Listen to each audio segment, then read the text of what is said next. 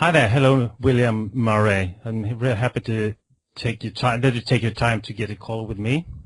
And I know this is about the fabulous group, the Facebook group that you put from zero and to the top. That was very popular and also valuable for all the members there inside. So I'm really eager to hear a little bit about why you did it and how you build it up and so on.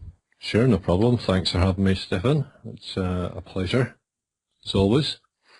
Yeah, that's good. That's good. But if just in case there's anyone listening to this that don't know who William Murray is, if you just could give a minute or so, just talk a bit about your background, who you are, and what previous experiences you had. Sure, no problem. I started, I guess professionally, I am a senior Solaris administrator, which is a variant of Unix, a commercial edition that I worked on for about 15 years. And came into IT career, I guess it would have been about 1996, just towards the end of it. And so I previously worked in the construction industry, and that slumped quite a bit in the UK, so I decided to try a new trade, completely different, in IT. So I guess about 2000, when I moved my family down to the south of England for my job, when I was promoted within British Telecom, who I worked for at the time, I started to sort of venture online. The internet was very young then. It was probably at the peak of the .com or Silicon Valley startups, where silly money was being thrown about for tech-based companies. And the main reason I started venturing online was I was in the process of getting professional accreditation for Solaris, and during my research to try and get crib sheets and cheat notes and so on and so forth, I couldn't really find that much material online. I actually failed my first test twice, failing by about 1% on 2 occasions, because the technical manual for the first test was about 1,000 pages deep. It was very in-depth and technical. Wow. And so yeah, that kind of led me to researching what resources was online to try and practice and prepare for the tests. And although there was a lot of kind of Word documents floating about with cheat notes and crib notes and so on and so forth, there wasn't any practice test engines per se. And so that kind of led me to start up my very first website. I guess it would have been in 2000. And that was a very clunky website.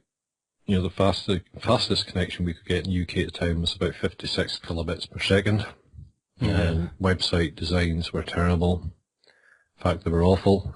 And so I started that website up in my spare time. I guess I worked a good 12, 14 hours per day, and I spent a good few hours on the website at night, built up from scratch, leveraging other people's scripts that they wrote together. And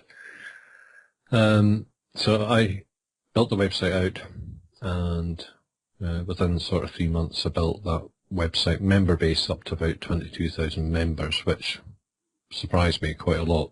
That's impressive. Very, yeah. I mean, the sort of key element to it all was that I managed to get a professor from a university in America to allow me to use his Java-based questions and answers test engine, which pretty much emulated Prometrics, who was the official testing body for all the sort of IT people in the world.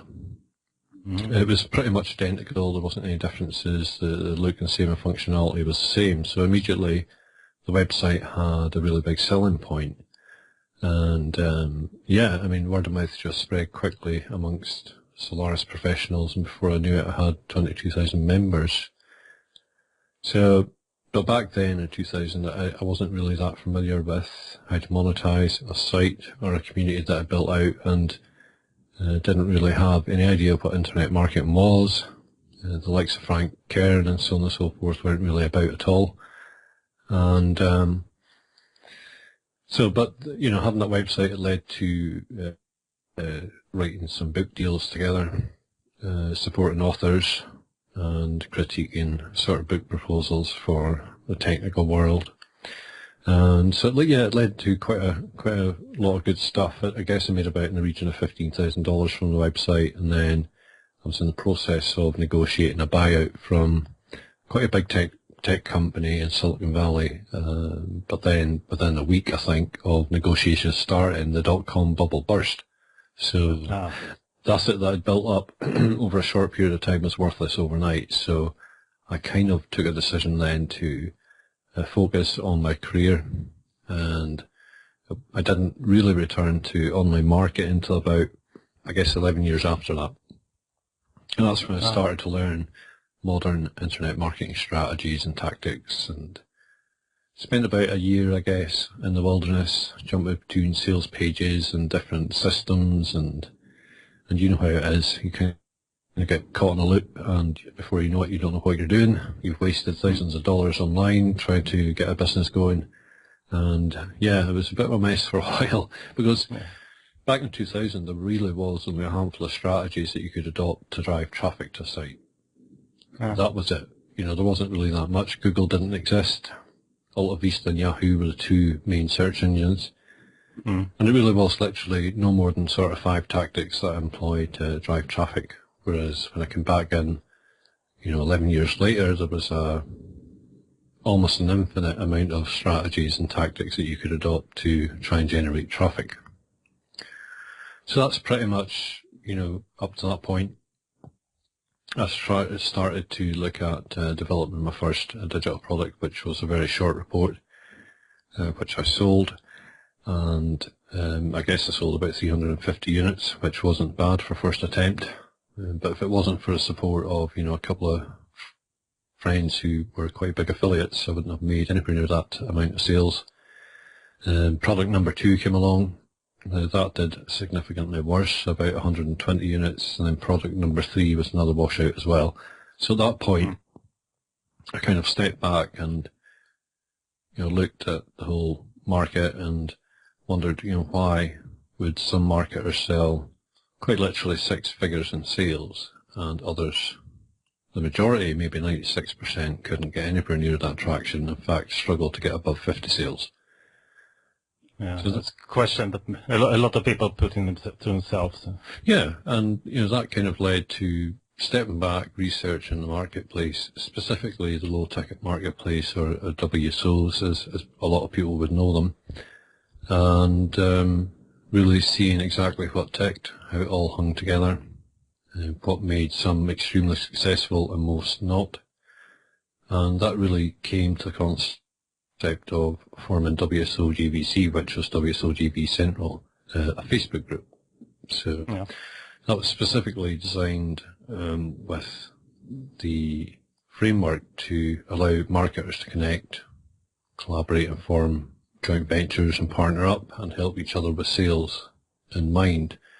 Because trying to connect with other marketers, it was either Skype groups, which was very difficult to follow and connect with people, or the Warrior Forum. But the risk you ran with the Warrior Forum is connecting with somebody out of the blue invariably could lead to a temporary ban for unsolicited messages. So yeah, that's pretty much how I got to the point of forming a Facebook group.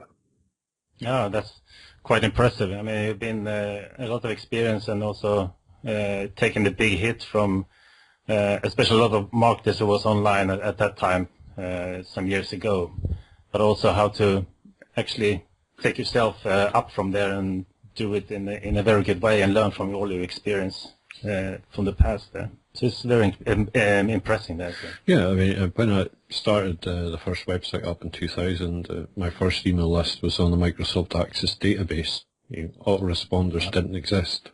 And it was crazy, trying to send an email out to that list, because it was done through an ASP script using SendMail on the shared web hosting. And when you hit the send button, it might have taken anything up to an hour before it would time out, and you never really knew if all the emails went out or not.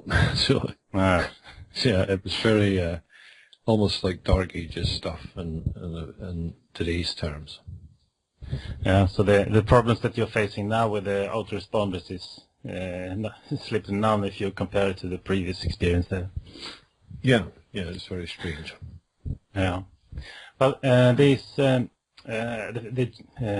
Facebook group, the WSO JVC, you spoke a little bit about why you set it up, but do you think you can elaborate the strategy behind it, how you put it up and so, and also the action steps to actually get where you not ended up, but when you have it up and running with a good traction? Sure. I mean, I wasn't known at all when I came up with the concept of a GV group within a Facebook group environment. I guess it would have been, I'll try and get my dates right, towards the end of 2011 when I started to form the concept. Maybe about February 2012 when I finished all my market research. And the market research wasn't on the buyers of WSOs or low ticket product space. It was all on the vendors. So the actual customers within that market space was completely ignored. It was all about the vendors, so the digital product creators. And as a result of the research, I kind of had a really good feel for the ratios of success and a contact list, I guess, of about 450 marketers, who it's either contact over email address, Skype address, or Warrior Forum contact, or Facebook contact. And so I ran the concept past a few people that, I respected. And the majority of them said it wouldn't work.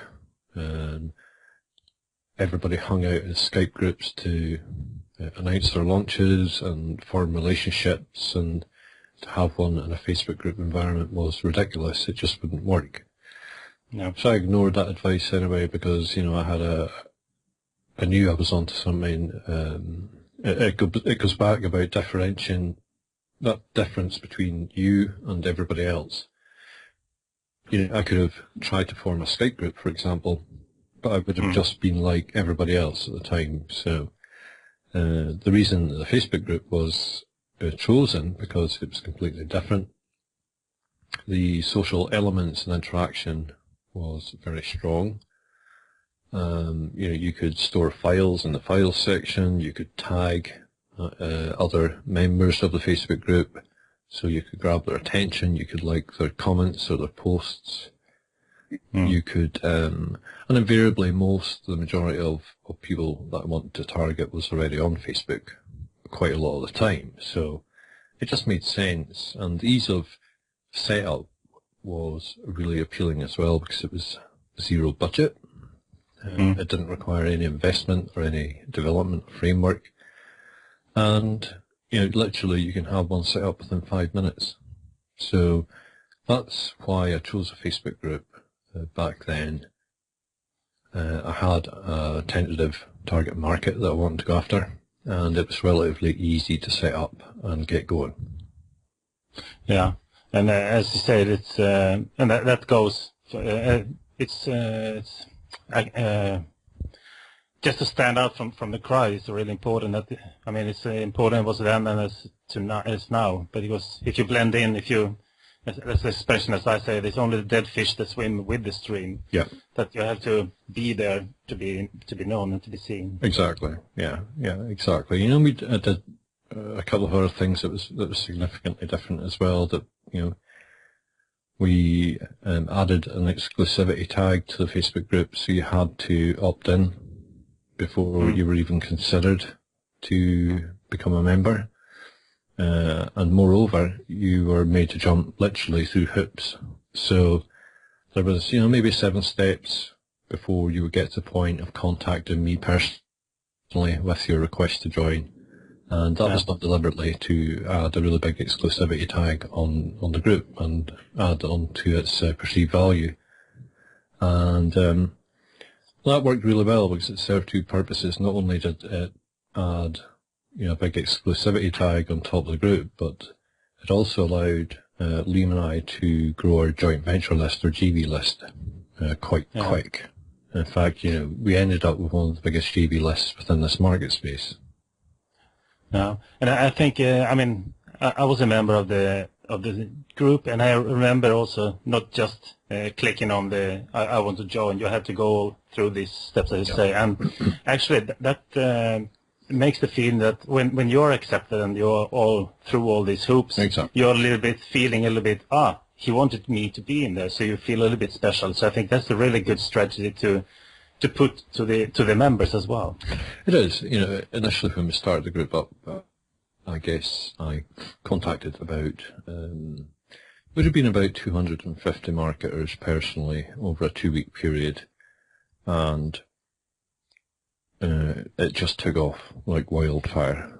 It almost became the best thing, like, since sliced bread, and it just virally took off throughout the marketing community within the low ticket space, and before we knew it, GBC became the place to be, and every man and their dog wanted in, and even the marketers who rubbished the concept originally were contacting me directly asking how could they get in. So it just it had a really big effect, and there's a number of sort of community engagement strategies that were responsible for that, and the word of mouth. But after the first 2 weeks, which would have been, I guess, mid-March to April 2012, after that 2-week period, I never personally invited anybody else right up to the end of that group to join GBC. It was all word of mouth and organic growth. Yeah, but it worked very well. It did, yeah. There was never any paid advertising for it at all. That's amazing. Yeah, we actually shut down membership about, I guess it would have been about 4 months as well too, so. Yeah, and I think you had a very high integrity inside the group as well. I think that's also a little bit of all these things that adds up to its success as well, because people felt that there is nobody in here are allowed to be picking on someone or having. Yeah, correct. I mean, it's any facilitator of a community, and effectively that's all it was, a community, a Facebook group.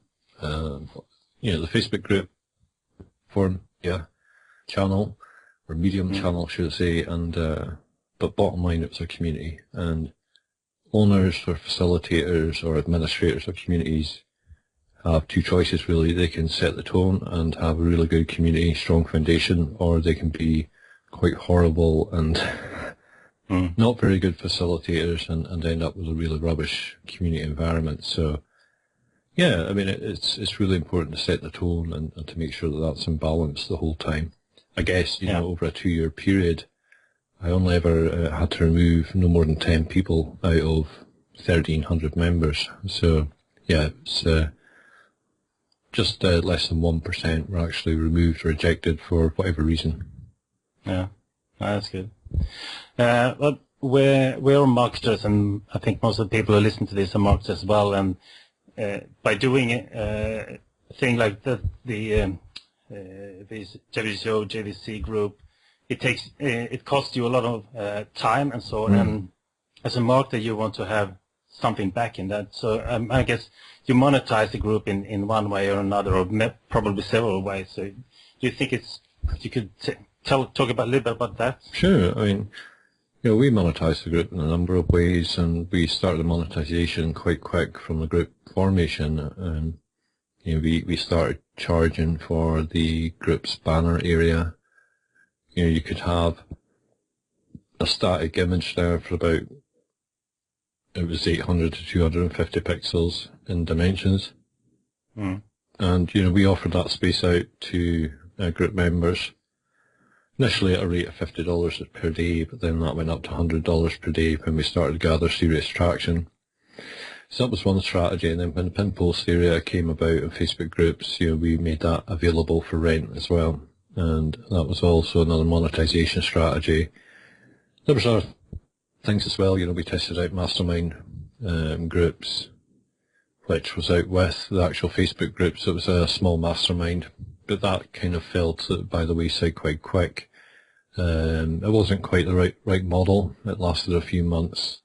Then I went on to one-to-one consultations, which wasn't a scalable model, unfortunately, and group coaching and one-to-one coaching. And the one-to-one coaching, again, not scalable, and the group coaching, which you've been a part of, also kind of generated quite a lot of revenue for the business. Yeah, and if you have a base of 1,300 people that knows you and knows the quality, and so I guess this couldn't be that hard to fill up the groups as well. Well, the sort of trust element is built there, so you're right. It's not as if it's a cold trying to close out a cold lead. But that said, the majority of people who operate in this space run on really tight budgets, and it can be quite difficult for them to invest. I mean, invariably, quite a lot of people have already invested thousands of dollars and wasted a lot of money trying to find the right mentor. So, yeah, I mean, it ran, I guess, for about 8 months, and then I decided in November 2013 to close down the coaching completely, and we'll talk about that in a little bit. Okay, yeah, and I think it's remarkable that you have for such a short period built it up to be the place to be for any marketer all over the world, and but something, I guess, inside you that felt that you should do. You needed to do something with a group or started up something else. And what I'm talking about when you got the idea for the JV Focus membership. Yeah. Yeah, I guess that we started discussing that concept between July 2013. Bottom line, a Facebook group is never your business's digital asset, period. Yeah. So no matter what way you slice it, it's never your asset. And that's a major problem because, even though the group that I ran and I created never, broke any terms of service, or there was never any abusive language and that kind of stuff that offended people, it was never our business's asset, period. So, there's no reason why that group couldn't have been shut down and we would have lost everything literally overnight. So just couldn't allow that, and there were severe restrictions with Facebook groups as well. When it was extremely busy, it was very, very difficult to follow conversations, to interact with other members. The search functionality totally sucked. It was terrible. So if you were trying to find a historical piece of information that you knew was there, the chances of you finding it was very slim. Even if you were away from the group for a few days or even a few hours at times, you wouldn't even know what had been happening. So unless you scrolled down multiple pages on the actual timeline wall within the group, you just didn't know what happened. So, and there's other reasons as well. There was no logical structure to the data, so we couldn't categorize any of the conversations, and it was very restrictive. We couldn't do anything custom to it. So, there was loads of things that I wanted to do, but number one priority was to work with a bunch of people who were deadly serious about business and growing themselves and their business, and providing a custom area where the information was logically categorized and well structured, easy to find, and wanted to sort of disqualify anybody who was a bit of a freebie seeker, or maybe stood beside a car and kicked the tires the whole time and do nothing at all. The kind of people who like to talk about becoming successful but never actually doing anything about it. Yeah, I mean, just for the search thing, I remember I've been trying to find a lot of threads that I've been starting to read, and something came up, and you never find them again. So I totally understand what you mean. Exactly. Even though, when we come up with the concept in July last year, Heather and I went on holiday early September. So it was really during that holiday period for that 2-week break where I was able to sit down with pen and paper and map it all out, plan it all out. But I got back mid-September and we purchased We Bulletin to set it up and see if it was fit for purpose. Then I just, after quite literally on the verge of instructing a developer to do custom coding on it, we decided to go with Zen4, which was a much better framework. So we had to scrap sort of 3 weeks worth of work, which took us into almost mid-October. And about 2 weeks after that, we were open for the actual concept of JV Focus. So that was concept members, where we took a small core group of 30 people on board. We got their feedback on the framework, the layout, and content delivery strategies, so on and so forth, and branding. And once we sort of nailed that, I guess it would have been very early November, we then opened it up for early adopters to come on board from the first paying subscribers, and I think which you were one of them. So yeah. And once we kind of got that phase and got the holidays out of the way in December, we gave it a really big push from 1st of January onwards, when we announced on the 31st of December that we made the final decision to close down the Facebook group completely. I think that came as a shock for a lot of people. It did. It did. Yeah. It did, because a lot of people assumed that the group would be left in place. They've seen it as almost as a lead generation tool for JV Focus, and we didn't see it that way at all. We were offered by about 5 different parties varying proposals, from doing a profit share to letting them facilitate the group and share the profits that was generated, from that to outright buyout of the group. If anybody isn't aware, you can't actually sell a Facebook group because it goes back to it's not your digital asset. So we did consider selling the actual domain wsogvcentral.com and bonus in the group as a thank you. So I guess we spent about 24 hours, Liam and I, we discussed, for about 5 hours one morning, we discussed all the different options, what offers were on the table, and we took a final decision to close the group down completely. And there was one main reason for that, is that we didn't see the value in us leaving the group open or selling the group onto somebody else to have it there as a direct competitor to JB Focus, because that's exactly what it would have been. Yeah, and I noticed all the threads that people thought you should have both open and so on. So, but at the same time, there were people that cheering you for taking this decision as well. So it was a little bit too exactly. It was a very tough decision, because when you spend 2 years of your life tirelessly helping a community and building it up from scratch, because I literally have personally spoken to hundreds of people in that group and consulted them in my time via a phone call, email, private messages, so on and so forth, and built up from scratch. And bottom line, it was our only revenue stream coming into the business as well. So we had to take that decision to completely sever that umbilical cord of revenue coming into the business and start from scratch again effectively. So it was a very tough choice. I can understand that. So I'd like to come back to JV Focus a little bit later on, but let's say if I am thinking about, hey, I would like to start a Facebook group and to manage or whatever, is there some general some certain advice that some must do's that I need to do, or is there something that I should absolutely don't do?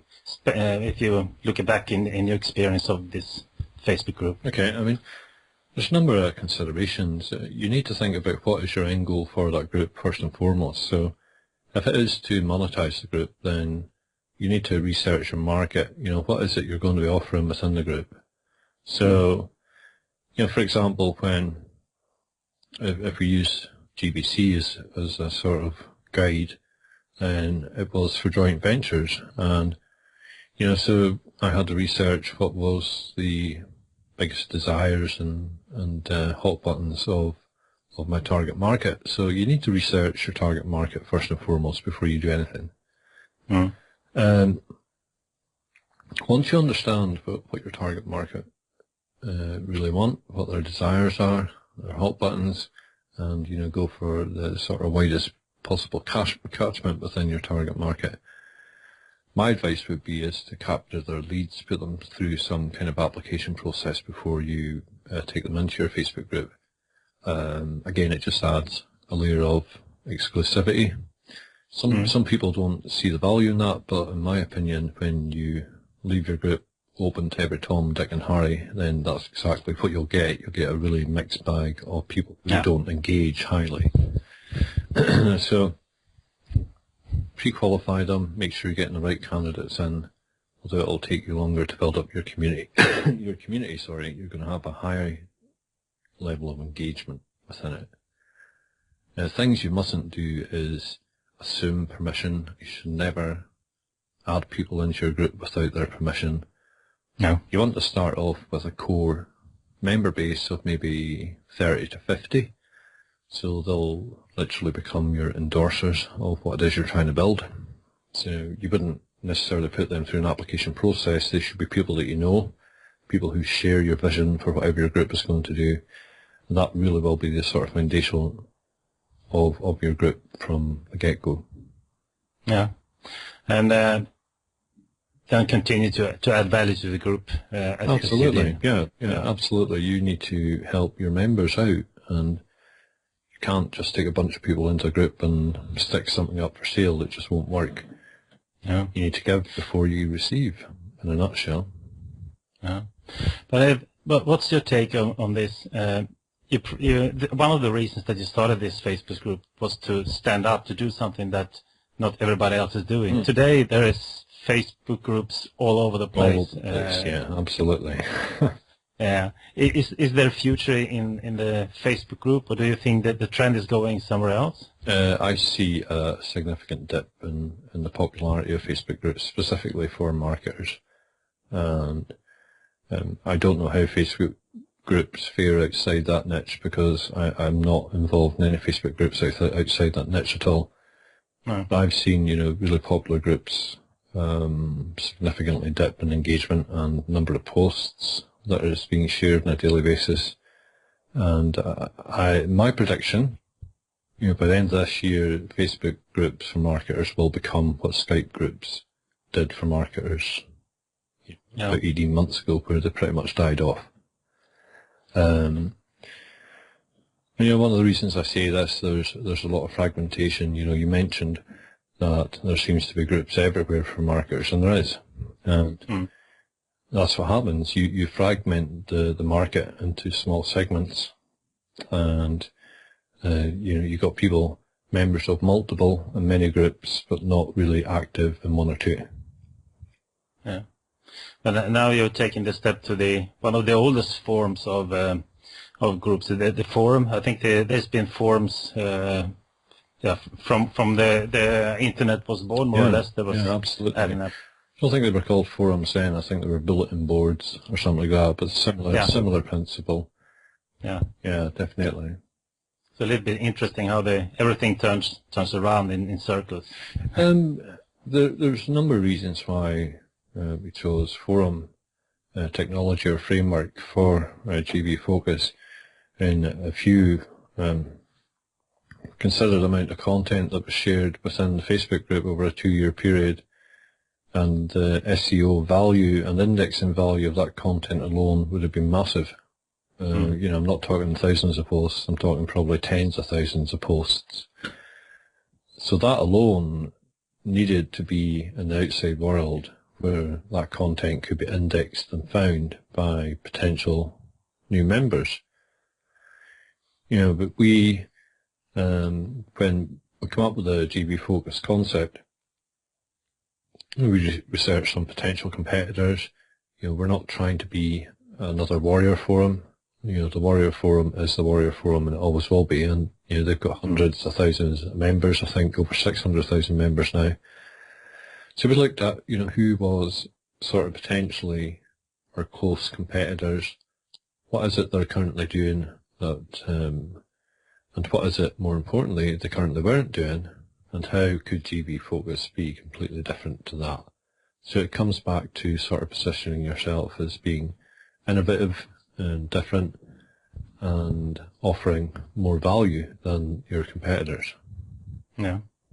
And just speaking of GB Focus now, I mean, that's the big thing I guess you have in front of your eyes. Do you have anything that you can reveal of what's your plans for the future for GB Focus, where you're going and so on? Yeah, sure. I mean, we had a number of options when, excuse me, when we started up GB Focus. Well, when we came up with the concept was, the sort of normal thing to do for us marketers is to hide your forum behind a membership script. So something like wishlist, for example, or a member.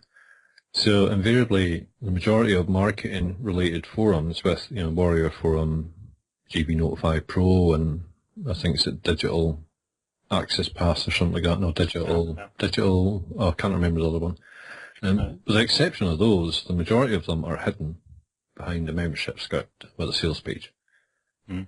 So there was difference, number one. We wanted to be quite open about what it was we were doing, what content was being shared, what actionable stuff that provides results is being shared, and so on and so forth. So that was the difference, number one. We decided that it was going to be open for the world to read the content. There is only about 10% of the boards that is private, and that's strictly for members only. So, for example, the training area, where we put up training modules on a regular basis for members, the VIP mastermind area. And the only third board that's private is the actual concept board. And there's only a few people that can see that now, and myself and Liam are two of them. And that was just out of the concept content that when we first opened the board up. So that was the sort of first main difference. The second main difference is that we do not allow any free registrations, period. Mm. And that isn't because we're greedy and want to make lots of money. That's simply not the case. There's a number of reasons for that, and it goes back to I didn't want to waste my time on freebie seekers, on people who weren't serious about business, on people who like to sit and dream about making a healthy living online and doing nothing about it, so they just sit and imagine it. I don't want to work with anyone who wasn't interested in taking action and progressing themselves and their business. And one way to disqualify that target market is to stick a very small membership monthly fee in front of them. So that was one reason. Mm. The next reason is that I didn't want to have to be inundated with automated forum spam on a daily basis and be constantly fighting against that. And another way of disqualifying that is to take away the free registration. Yeah. So that was two of the main reasons why we went to a subscription-only based model. And the third reason was we wanted to be different. So I believe you might pay a very small fee to get into Warrior Forum, a one-off $5 fee or something like that nowadays. But GB Notify Pro, for example, you can register up a free account and interact in most of their forums except for Premier sections. Yeah. We didn't want that. So that was the sort of three core reasons why we went to subscription-based. Yeah, and just the subscription fee is not big. It's very, very slow, very, very low, depending on what you get from it. So. I mean, when we opened up, there was three choices: $10 per month for a standard membership, $100 per annum for standard membership, or a lifetime VIP membership for $497, which included all my launch framework training, a whole year with me and my business mentor masterminding in that separate forum, and some other added benefits as well. So after we kind of got past the early adopters phase, we're now out of that phase officially when we shut down the Facebook group last week. We're now $14.95 per month with a $1.70 trial for standard membership, and we're currently in the process of updating the sales copy where it will go to just standard membership and lifetime membership. There's only going to be two options now moving forward, and when we hit a certain member base level, I won't say what the number is, the membership fee will go up to $19.95.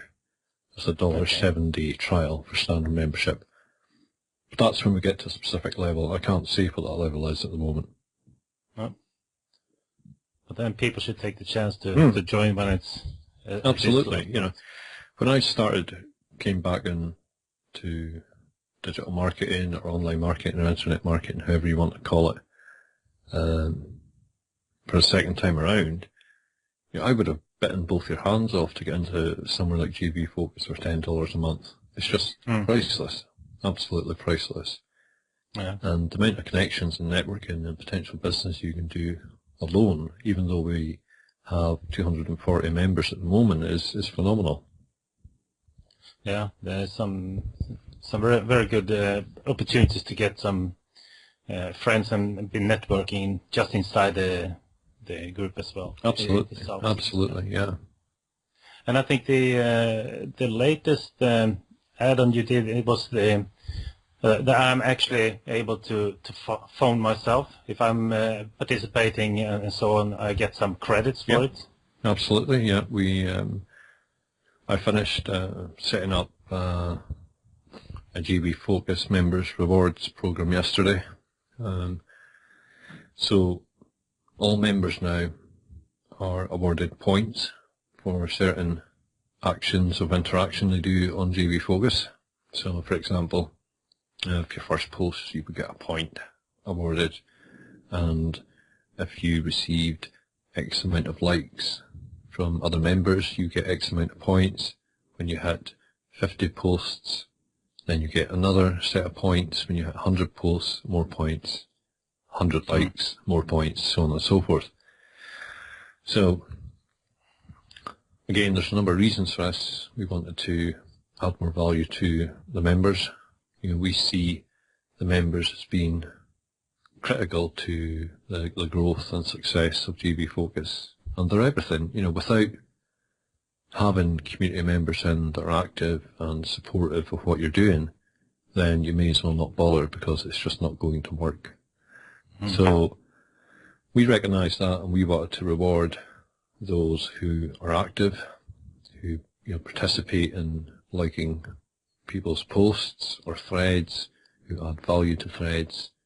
And the way that we thought we could do that is by accumulating those points and then changing it into dollars that they can redeem on certain purchases you can make within the forum. So effectively, members can more than make their membership fee back each month.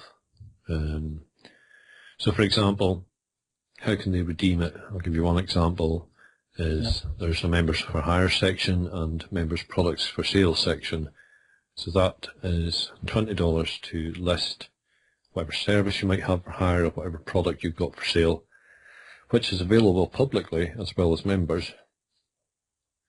You can use 20 points of points that you've accumulated for that listing and not have to spend anything on it at all. That's perfect. That's really good. Now I'm really excited to see where you're going with the J Focus. I think you have been just from the couple of weeks you built it from almost nothing to very good. And I think you will be. I mean, we mentioned before that WSO JVC was the place to go, and I won't be surprised that in just a few months or so it will be the place to go to JV Focus instead. So, yeah, I mean, absolutely. I mean, it's a significant effort to get to this stage, but like you said, we only really started pushing it out on the 1st of January this year, 2014, and we have. I think it's over 240 members now. We've had about 139 of those have joined in January. We've had, I would say, well over 4,000 posts have been created by members. Our best day for page views was over 4,000, and we've had well over 60,000 page views since the 1st of January as well, and we are about to go to the top 50,000 sites on Alexa in the world. That's impressive. So for a little over 3 weeks worth of effort, that's significant progress. So we don't have any plans letting up.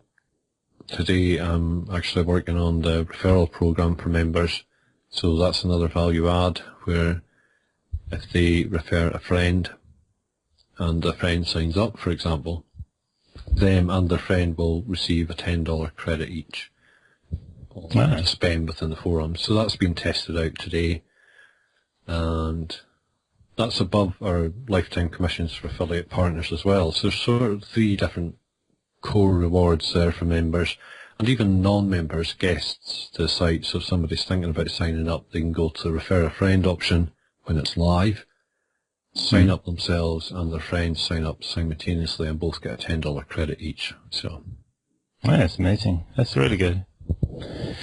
Well, that was quite a journey you've done. Just a couple of years from nothing to a huge group, and also now this next step in the forum. So yeah, I mean, my main objective is to have GB Focus as a fully blown authority site within the next 18 months. Yeah. Oh. Looking forward to seeing where you're going. Well, is there anything else that you want to add about what we have been talking about now, or something else? No, that's fine. I mean, just thanks for having me. If anyone listening in wants to come and check us out, then come along to gbfocus.com and have a browse about. And if you see the value in there for you and your business, then don't be scared to part with $1 to try us out for 7 days. Oh, I couldn't say, but I really encourage people to do that, because it's a really great place to be. So thank you very much, William, for taking this time. It's been a pleasure for me, and very interesting to listen for what you have done there. It's take a lot of things that you learned from this. So thank you very much. My pleasure, Stefan, and we'll speak soon. Yeah, we'll do that. Thanks.